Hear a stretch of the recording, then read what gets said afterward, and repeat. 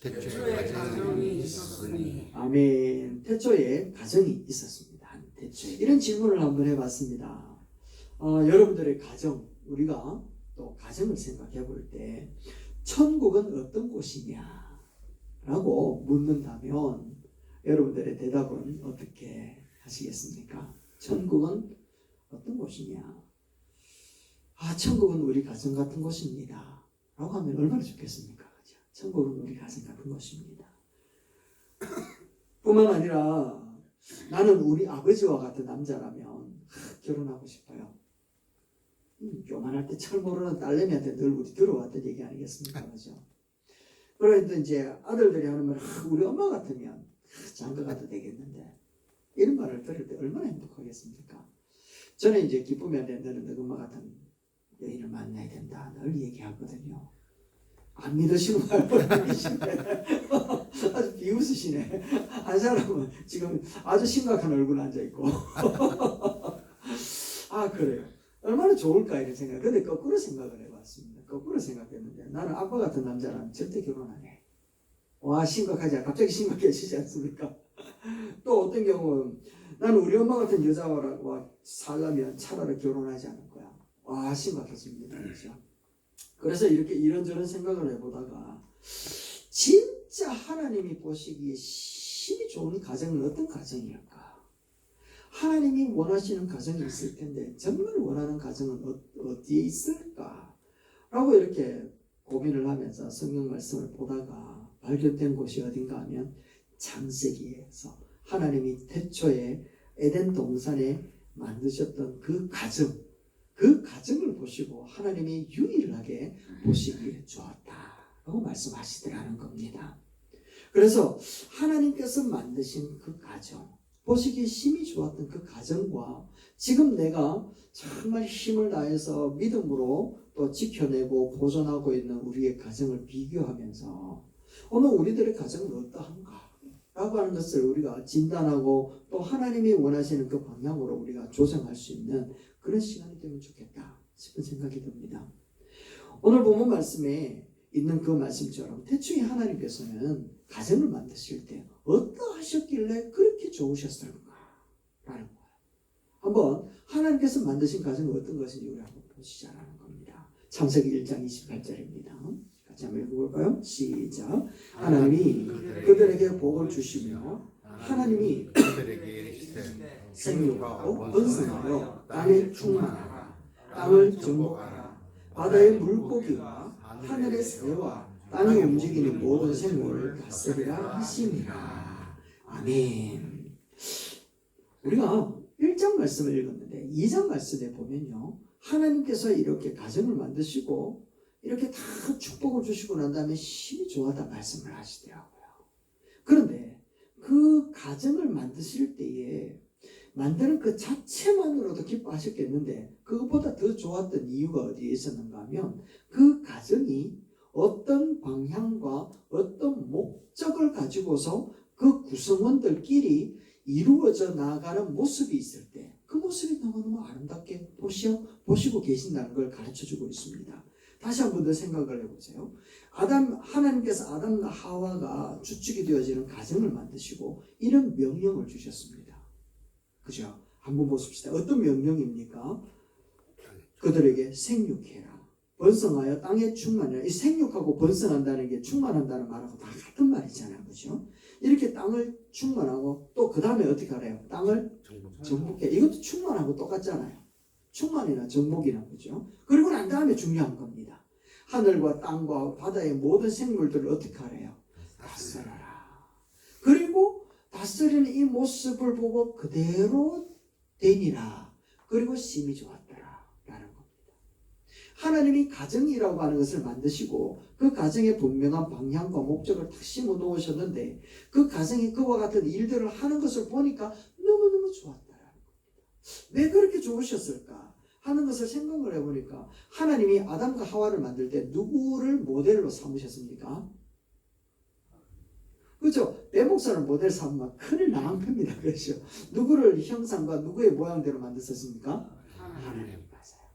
하나님의 형상과 하나님의 모양대로 만드셨는데 만드시고 난 다음에 모든 만물들을 다 만드신 그 위에다가 사람을 탁 만들어 놓으시고는 만드셨을 때에 목적이 있었습니다. 이유가 있었습니다. 그 이유가 무엇인가 하면 모든 하나님께서 만들어 놓으신 것들을 다스려라 하는 것이었어요. 다스려라. 여기서 다스린다라는 게 정복해라, 지배해라, 그거를 억압해라 이런 뜻이 아니라 다스린다라고 하는 것은 희생해라, 사랑으로 보존시켜라, 그거를 건사해라, 헌신해라 이런 뜻을 갖고 있거든요. 그러니까 지배하고 군림한다라는 것이 아니라 희생하고 사랑을 하는데 마치 예수님께서 희생하셔서 교회를 보존하신 것처럼 이렇게 서로 간에 하나님께서 만들어 놓으신 그것을 향하여서 가정이 그런 기능을 하기를 원했다. 그러니까 이런 일들을 아담이 혼자 하기가 쉬웠을까요? 어려웠을까요? 어려웠겠죠. 그래서 누가 필요했습니까? 돕는 배필이 필요한 거예요. 그러니까 아담이 그냥 에덴 동산에서 룰루랄로 즐기는 것이었더라면 하와가 필요하지 않았을 거예요. 무엇인가 해야 하는 일들이 있는데 그 일들을 감당하기에 홀로 하기가 감당치 하기가 만만치 않으니까 돕는 배필을 허락하신 거예요. 그래서 돕는다라고 하는 것은 무엇인가 하면 협력한다, 동력한다 이런 뜻을 갖고 있거든요. 그래서 무조건 복종한다 이런 뜻이 아니거든요. 협력한다, 동력한다.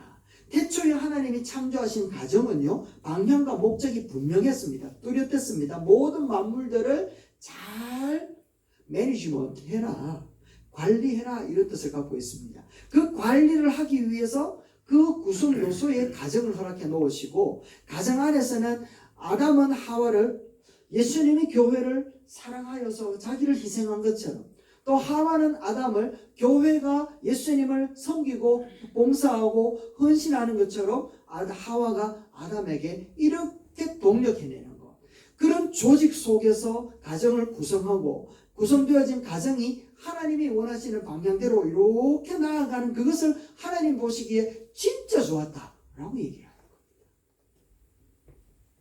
그런데 오늘 우리들의 가정은 서로 협력하며 동력하고 있는가? 그리고 또 우리의 방향은 어떠한가? 라고 하는 것을 한번 진단해 보자라는 겁니다. 하나님이 분명히 이 땅 21세기 우리에게도 이런 가정을 만들어 놓으실 때에는 이런 의도가 있었을 텐데 그것을 향하여서 이런 구성 요소들, 그러니까 가족끼리 서로 협력하고 동력하면서 사랑하는 그 관계 속에서 일을 감당하기를 원하셨을 텐데 우리는 어떠한가? 라는 겁니다. 여러분들의 가정은 행복한 가정으로 살아가고 있지 않습니까? 아멘. 그 일을 잘 감당하고 있는 줄로 믿습니다. 아멘. 그런데요, 문제는 무엇인가 하면 오늘날 이 시대에 교회를 향하여서 계속해서 공격하고 어필하고 있는 게 무엇인가 하면 가정은 행복한 가정이 되어야 된다라고 얘기합니다. 행복이 좋은 건가요? 나쁜 건가요? 좋은 거잖아요. 그런데 행복이라고 하는 것을 자꾸만 교회에다 심어주고 예수님을 모르는 자들에게도 자꾸만 행복이라고 하는 것을 심어 넣으면서 그것이 마치 우리 가정이 달려가야 될 목표 지향점인 것처럼 이야기할 때가 많단 말이에요. 안 믿는 자들도 그것을 향해 달려가게끔 만드는데 행복이라고 하는 것이 과연 무엇인가? 여러분, 행복이라는 게 뭡니까? 행복의 반대는 불행. 그죠? 불행의 반대는 행복. 맞습니까? 자, 그러면 우리 한번 생각을 해보자라는 겁니다. 행복이라고 하는 것이 무엇인가 하면 한자로 보면 다행의 행자에 복복자거든요. 아이고 다행이다 싶은 게 행복이라는 겁니다. 아이고 다행이다. 막연히 어려운 일이 없는 상태, 이것을 우리는 행복이라고 이야기를 하지 않겠습니까? 그래서 이런 행복을 향해서 살아가서 그 지경, 그 위치에 딱 이르게 되어지면 진짜 행복했을까? 진짜 행복했냐라는 겁니다. 대학교에 들어가면 진짜 행복할 것 같아서 대학교에 딱 들어갔는데 그게 행복이더냐라는 겁니다. 내가 사업에 성공을 하면 행복할 것 같은데 사업에 성공을 하고 나니까 그게 행복하더냐라는 겁니다. 내가 인기를 많이 얻으면 행복할 것 같아서 인기를 딱 얻었는데 그게 행복하느냐라는 거예요. 참 희한한 건 꼭대기에 올라가면 올라갈수록 그 자리에 딱 이르는 순간 우리는 무슨 생각이 딱 들어옵니까? 우째 내리겠고 이런 생각이 들지 않습니까? 그러면 행복이라고 하는 것을 향해서 끝까지 올라갔는데 그 행복이라고 하는 것이 내 손에 붙들려 있지 않더라는 거예요. 또 내 눈앞에 놓여있는 또 다른 것을 향하여 달려가게끔 만드는 그 일들을 하는 게 바로 행복이라는 겁니다. 자, 그러면 행복은 눈앞에 있고 행복을 향하여 달려가는 나는 어떤 상태라는 겁니까? 불행한 상태라는 겁니다. 불완전하다라는 겁니다. 그러니까 행복한 가정이라는 것은 지금 당신은 불안합니다. 불완전합니다. 안 됩니다라고 하는 것을 전제로 놓고 있기 때문에 그래요. 그리고 그 자리에 가보면 행복이 있을 것처럼 이야기를 하는데 신기루처럼 그 자리에 이르려면 또 다른 행복을 향하여 달려가게끔 만드는 불행의 현장이라는 것을 깨닫게끔 만들더라는 겁니다. 그래서 우리는 행복이라는 것은 뭐뭐뭐 해서 행복한 것이 아니라 행복이라는 것은 뭐뭐 안 해서 다행이다 라고 할 때 행복이라는 겁니다. 그래서 다행 해서 행복이라고 얘기하는 겁니다. 뭐뭐 안 해서 다행이다. 그 상태가 바로 행복한 상태라는 겁니다. 성경에 보면 행복이라고 하는 것을 언급해 놓고 있습니다. 하나님이 명확하게 얘기를 해 놓고 있습니다. 행복이 어떤 것인지 한번 볼까요? 예, 전도서 말씀입니다. 신명기 말씀입니다. 신명기 앞에 거요. 네, 읽어볼까요? 시작. 이스라엘이여 너는 행복한 사람이로다. 여호와의 구원을 너같이 얻은 백성이 누구냐? 그는 너를 돕는 방패시요 네 영광의 칼이로다. 네 대적이 네게 복종하리니 네가 그들의 높은 곳을 밟으리로다. 아멘. 할렐루야. 여호와 하나님의 구원을 받은 너희가 뭐한 사람이라고요? 행복한 사람이야. 할렐루야. 우리는 예수 그리스도로 말미암아 구원을 얻은 자인 줄로 믿습니다. 그러면 우리 행복한 자다라고 얘기를 하고 있는 거예요. 여호와 하나님이 방패가 된 사람들은 행복한 사람이다. 아멘. 여호와 하나님이 영광의 칼이 되시는 사람들이 다 행복한 사람이다. 아멘. 그러하다는. 그래서 솔로몬은 깨달은 겁니다. 아, 진짜 행복한 것은 많이 가졌기 때문에 행복한 게 아니구나. 정말 많은 것을 이루었기 때문에 행복한 것이 아니구나. 하나님이 우리 편이 되어줄 때 아, 그게 행복한 사람이다 라고 이야기를 하는 겁니다. 한번 생각해 보세요. 만약에 하나님이 우리의 대적이 되어버린다면 어떤 결과일까요?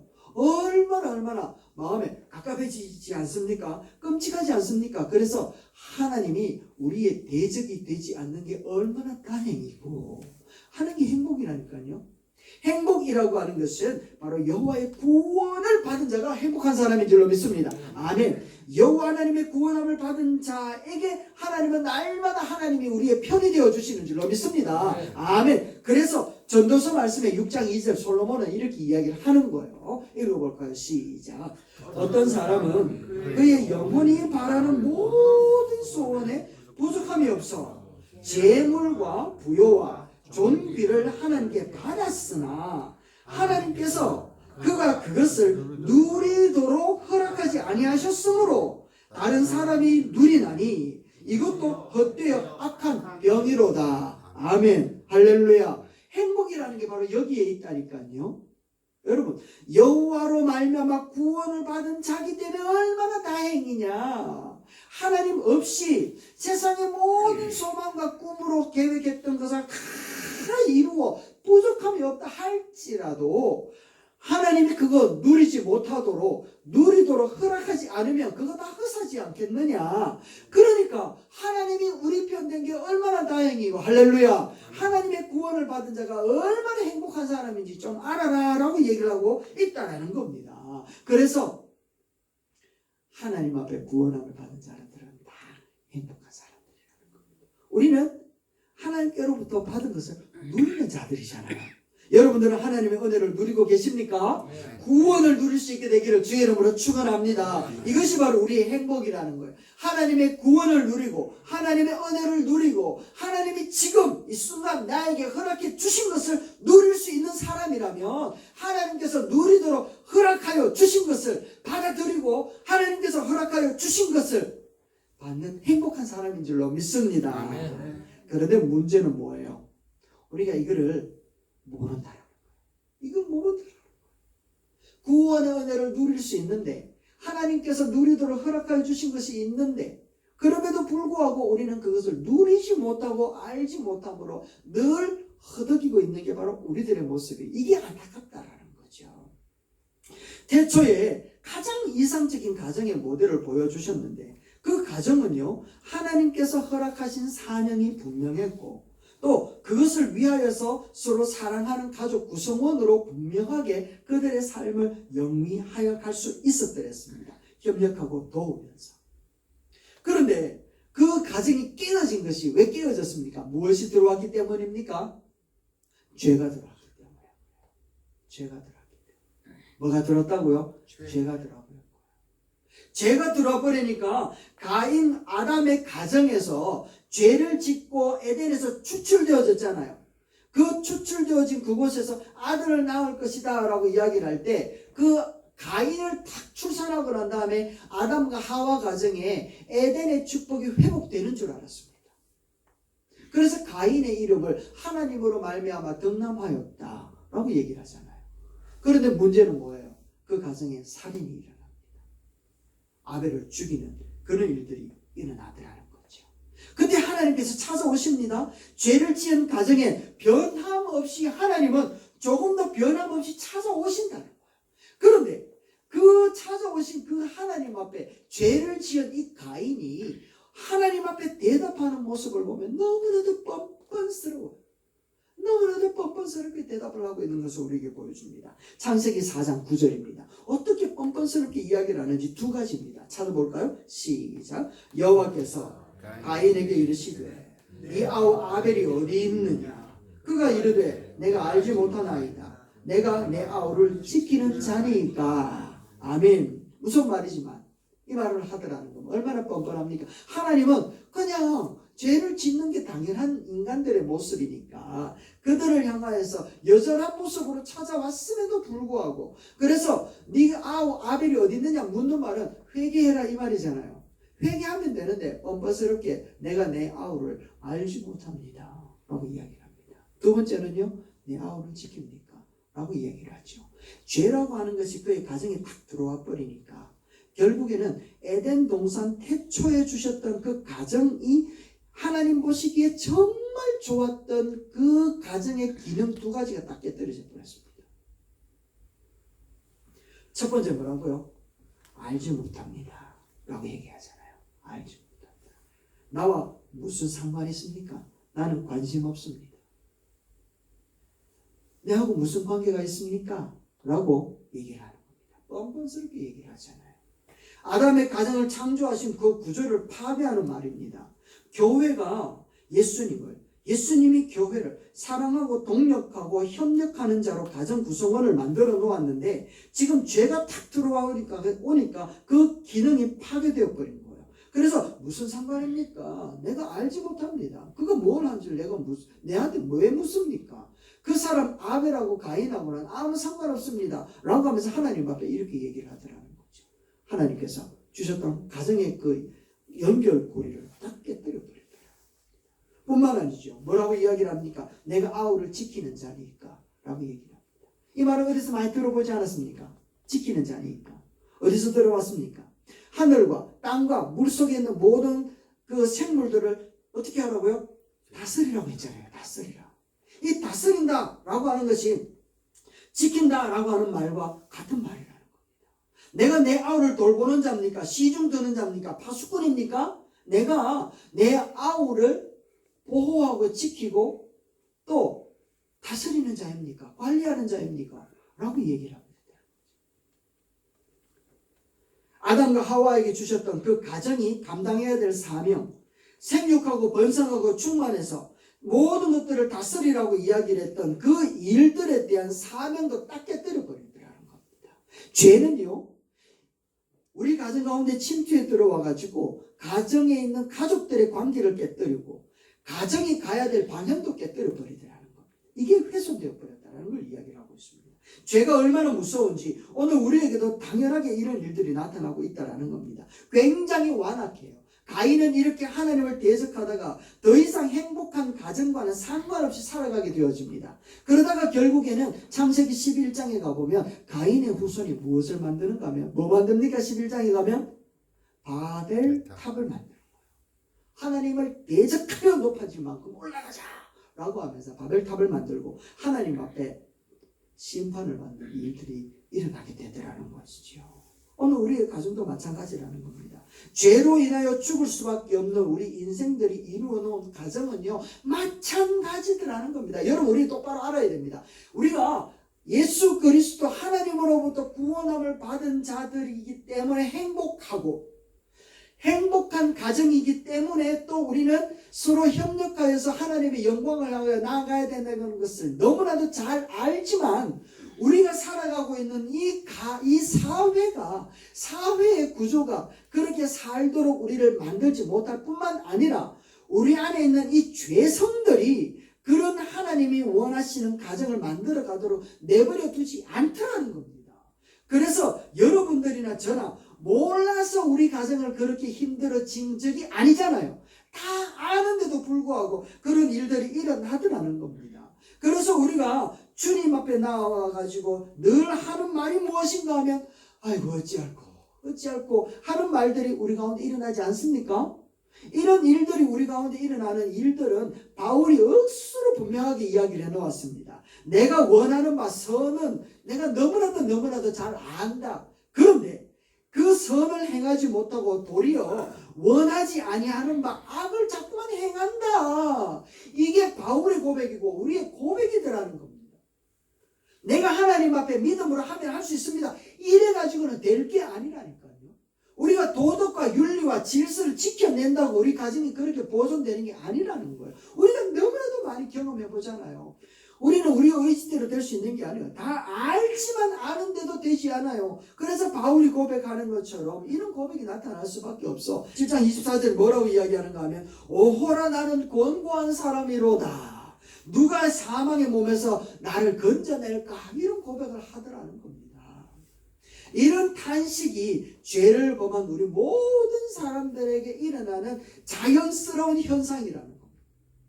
그래서 나는 왜 이럴까? 우리는 왜 이럴까? 잘 믿는데 잘 하려고 하는데 안 되는 게 당연하다니까요. 당연하다. 여러분 다윗만큼 훌륭한 왕이 있습니까?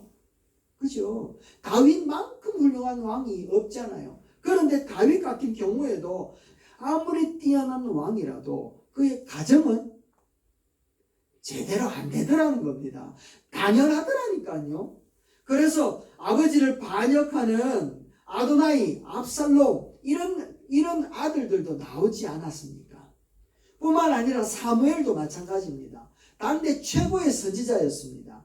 그의 어머니의 이름은 한나잖아요. 기도의 어머니. 그런데 그 사무엘의 아들들은요, 엄마의 이름이 기록이 되어져 있지 않아요. 할머니가 아무리 기도의 할머니 한나라 할지라도 그 손자 때에 가가지고는 영향이 제대로 받지 못했는가 봐요. 왜냐하면 사무엘 상서 8장 3절에 보니까 사무엘의 아들이 이렇게 얘기를 합니다. 같이 한번 읽어봅시다. 시작. 그의 아들들이 자기 아버지의 행위를 따르지 않냐고 이익을 따라 뇌물을 받고 판결을 굽게 하더라. 아멘. 사무엘의 아들이 이렇게 되어 있더라는 겁니다. 무슨 일이 일어난 것일까요? 그러니까 기도할 때마다 사무엘이 탄식하지 않았겠습니까? 다윗이 가정을 놓고 기도할 때마다 탄식하지 않았겠습니까? 다윗과 사무엘뿐만 아니라 다 그래요. 다. 가정은 어려워. 그런데 반드시 기억해야 될 것이 있습니다. 무엇인가 하면 아담과 하와의 가정에 죄가 침투해 들어온 이후로 인간의 힘으로는 절대로 하나님이 원하는 가정의 진정한 의미와 목적을 찾을 수가 없다라는 사실을 우리가 전제에 놓고 가야 된다는 거죠. 그렇다면 그렇게 끝나는 것이 우리의 가정인가? 끝나야만 되는가? 그게 아니겠죠. 답은 있겠죠. 주께서 허락하여 주신 답이 있습니다. 그 답이 무엇인가 하면 자기 자신의 무기력한 존재라는 것을 알았던 바울이었고 세상에서는 만족하지 못했던 놀라운 비밀을 발견하게 되어지는데 그 비밀이 무엇인가 하면 로마서 8장 1절과 2절 말씀에 나옵니다. 큰 소리 한번 읽어봅니다. 시작. 그러므로 이제 그리스도 예수 안에 있는 자에게는 결코 정죄함이 없나니 이는 그리스도 예수 안에 있는 생명의 성령의 법이 죄와 사망의 법에서 너희를 해방하였음이라. 할렐루야. 아멘. 오라 나는 공고한 자로다. 누가 나를 이 많은 올무에서 이 탄식하고 이 답답한 이 공고함에서 건져낼 수 있을까? 탄식했던 바울이 이 생명의 성령의 법이라고 하는 것을 깨닫고 난 다음에 사망과 사망의 법에서 깨어나올 수 있었던 유일한 방법이라는 것을 깨닫고 난 다음에 그는 하나님 앞에 쾌제를 부른다라는 거예요.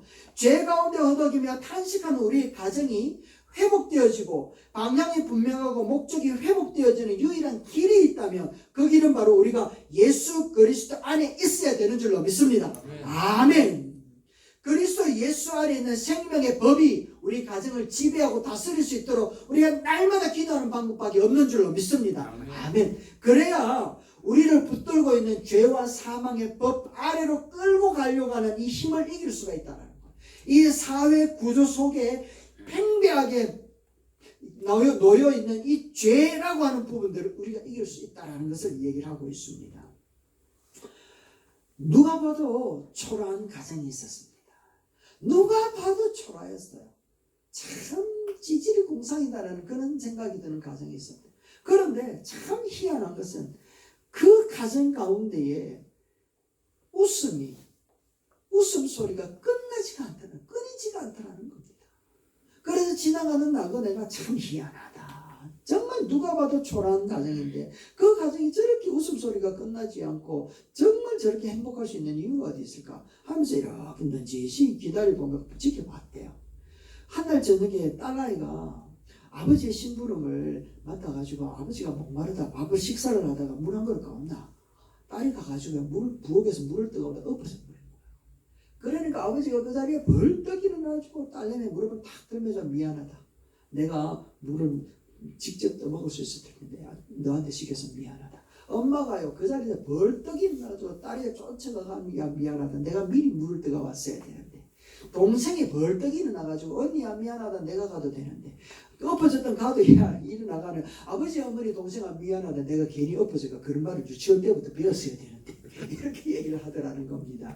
미안하다 그러면서 똑같은 상황 가운데 자기 책임을 다 자기가 짊어지더라는 겁니다. 그러면서 서로를 향하여 배려해주고 서로를 향하여 아껴주는 마음들이 일어나더라. 그리고 그 가정을 제대로 쳐다보았더니 예수 그리스도의 구원의 역사하시는 그들이 다 지배하고 있더라는 겁니다. 구원하신 하나님의 은혜에 감사하고 자기를 구원하여 주신 그 은혜 앞에 기뻐하는 마음으로 자기 자녀들을 다스리고 부모님을 공격하는 가정이 되고 있더라는 거죠. 그런데 반대로 누가 봐도 모든 것을 가진 가정이었는데 그 담장 밖으로는 계속해서 싸우는 가정이 있네요. 정말 참 희한하다. 인사 희한하다. 어떻게 이렇게 다투는 소리만 가득 넘칠까. 나그네가 이상해서 그 가정을 살펴봤다면 똑같은 일이 벌어졌어요. 아버지가 물 한 그릇 탁 시켰더니 딸이야 팍 내가 시키내가 내 빼었나 라고 이야기하면서 부엌으로 막 쫓아가다가 고마운 문지방에 걸리고 푹 엎어져 버렸네. 그러니까 아버지가 벌떡 야 네가 갈 때 고운 마음으로 갔으면 이러지냐 하나씩 가이가 아버지한테 왜 그러면서 간다. 그러니까 엄마가 벌떡 일어나가 야 안 그래도 일 많은데 네가 또 일 만드네 하면서 딸내미를 막 또 한 번 더 얘기를 하는 겁니다. 그러니까 딸내미가 내가 안 간다 가는데 시켜가지고 괜히 갔다 엎어졌다 얘가 봐라 하면서 막 그러니까 동생이 벌떡 일어나가 하는 말 밥 못 먹겠다 시끄러워 못 먹겠다 그러면서 밥상을 막 탁 치대면 일어나더래요. 누구 하나 책임지는 사람 없고 누구 하나 미안하다는 사람 없고 누구 하나 배려하는 사람 없더라는 겁니다. 예수 그리스도 물론 이거는 다 예화이겠지만 여러분 어떻습니까? 진짜 예수 그리스도의 그 구원의 은혜에 감격하고 하나님으로부터 구원함을 받은 너희가 행복한 자로다. 하나님이 너희의 방패가 되어주시고 하나님이 너희의 칼이 되어주셔서 너희 원수들을 처단할 뿐만 아니라 원수들이 가장 높은 자리에 너를 세우는 너희가 행복하지 않겠느냐 라고 하는 이 믿음을 가지고 힘들지만 어렵지만 부족하지만 연약하지만 그럼에도 불구하고 내 일에 대한 소망을 가지고 예수 그리스도의 사랑 안에서 서로를 향하여 사랑하고 배려하고 사랑하는 그 가정이 여러분 하나님께서 원하시는 사명의 길을 걸어가는 길이요. 그 사명의 길 앞에 아담과 하와 속에 구성하여 놓으신 하나님의 가정의 조직 서로 연합하고 동력하고 서로 사랑하고 배려하는 그 가정의 모습이 아닐까요? 진정한 가정은 세상에서 얼마나 많이 가졌느냐 안 가졌느냐에 달려 있는 게 아닌 것 같습니다. 예수 그리스도의 사랑 안에서 참된 평안과 안식을 누리느냐 누리지 못하느냐에 달려있는 것 같습니다. 내가 동생을 책임지는 자니까 라고 이야기를 했던 가인처럼 내가 내 동생과 무슨 상관이 있습니까? 내가 이 일과 내가 무슨 책임이 있습니까? 라고 하는 것이 아니라 하나님이 아담에게 얘기를 했던 것처럼 저 사람은 너의 동력자다 라고 이야기를 하면 내 살 중에 살이요 내 뼈 중에 뼈 맞습니다 주님. 자는 납니다 라고 이야기를 하는 마음으로 그렇게 동력해 내릴 때 이게 바로 하나님이 원하는 가정의 모습인 줄로 믿습니다. 고넬료 가정을 소개하고 마치고자 합니다. 고넬료 가정은 이방인이었습니다. 그들은요 예수를 모르는 사람이었습니다. 그런데 그 고넬료 가정이 예수 베드로를 초청하여서 복음을 받아들이고 그들이요 가정이 변화되어져 버렸습니다. 가정이 변화되어지니까 이 백부장이었던 이 고넬료 그 가정과 함께 그 지역에 예수 그리스도의 복음을 전하는 놀라운 역사가 나타납니다. 그리고 가이사랴를 지나가지고 로마에 들어가가지고 이 고넬료 이 사람이요 로마에다가 교회를 짓기 시작을 하고 그 가정이 교회가 되어져서 로마인들에게 복음을 전하는 일들을 하게 되더라는 겁니다. 그 증거가 어디에 있는가 하면 바울이 3차 전도 여행을 가다 보니까 로마라고 하는 저 지역에도 내가 가리라.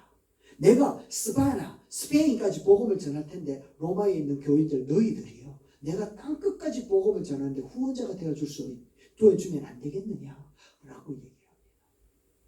여러분 로마의 교인들을 하나님 나라 확장을 위하여 하나님께서 원하시는 그 방향으로 이 고넬료 가정이 복음을 받아들이니까 조성이 되어지더라고요.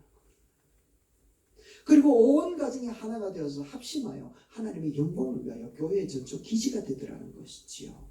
여러분 예수 그리스도를 받아들이고 예수 그리스도 은혜 할 때 성령의 생명의 법 아래로 그의 가정이 다 내려가니까 깊이 뿌리를 내려가니까 그의 가정이 더 기대되는 가정이 되더라는 겁니다.